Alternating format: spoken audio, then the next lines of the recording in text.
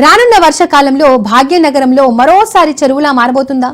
ఎగువనున్న కాలనీలు, రహదారులు మునకకు గురవుతున్నాయా అంటే అవుననే సమాధానం వినిపిస్తోంది. ఎందుకంటే వానలు ముంచుకొస్తున్నాయి.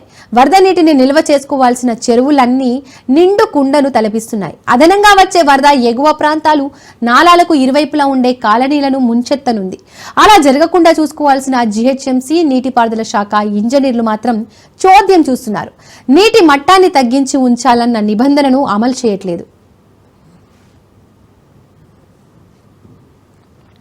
2020లో వచ్చిన వరదలు భాగ్యనగరాన్ని 2-3 నెలల పాటు ఇబ్బంది పెట్టాయి.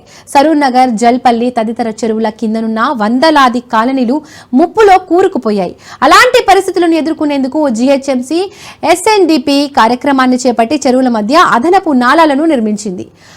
అలుగులపై తాములు ఏర్పాటు చేసింది. అలుగు ఎత్తు కన్నా 2-3 అడుగులే తక్కువకు నీటిని పరిమితం చేయడమే లక్ష్యంగా ఇంజనీర్లు పనులు చేపట్టారు. అప్పటి నుండి ఏటా వానాకాలం ముందు తూములను ఎత్తుతున్నారు. దానివల్ల కుండపోత వానలు పడినప్పుడు అకస్మాత్తుగా వచ్చే వరద నీరు చెరువుల్లో నిలుస్తోంది.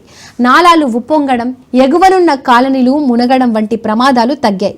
కానీ ప్రస్తుతం నీటిపారుదల శాఖ ఇంజనీర్లు ఆ పని చేయట్లేదు. ఎఫ్టీఎల్ కన్నా తక్కువ ఎత్తుకు నీటిని పరిమితం చేయాలన్న వ్యూహాన్ని అమలు చేయట్లేదు.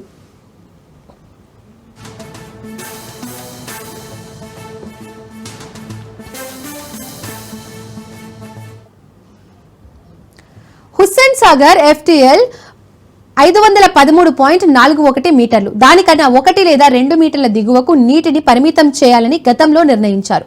వర్షాలు వచ్చినప్పుడు కుకట్పల్లి నాలా, కెమికల్ నాలా, బుల్కాపూర్ నాలా, పికెట్ నాలాల నుండి భారీగా వరద హుస్సేన్ సాగర్ కు పోటెత్తుతుంది. కానీ సాగర్లోని నీరు 2 అడుగుల ద్వారానే బయటకు వెళ్లాలి.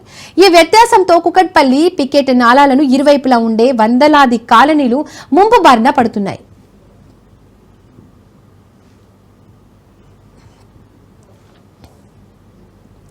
మాదాపూర్లోని దుర్గం చెరువుకు 13 నాలాల వరద చేరుతుంది. బయటకు వెళ్లేందుకు 2 మార్గాలే ఉన్నాయి. మే, జూన్ నెలల్లో చెరువును సగం మేర ఖాళీ చేసి ఉంచాలనే నిర్ణయాన్ని అమలు చేయట్లేదు. సరూనగర్ పెద్ద చెరువు, కుకట్పల్లిలోని ఐడిఎల్ చెరువు, లింగంపల్లిలోని గోపి చెరువు, ఫాక్స్ సాగర్, నల్లగండ్ల చెరువు, ఇతరత్ర తటకాల వద్ద కూడా ఇదే పరిస్థితి ఉంది. అధికారుల నిర్లక్ష్యం నగరవాసులకు శాపంగా మారుతుంది. ఇప్పటికైనా అధికారులు స్పందించి నిండు కుండలా మారిన చెరువులను ఖాళీ చేయాలని ప్రజలు కోరుతున్నారు.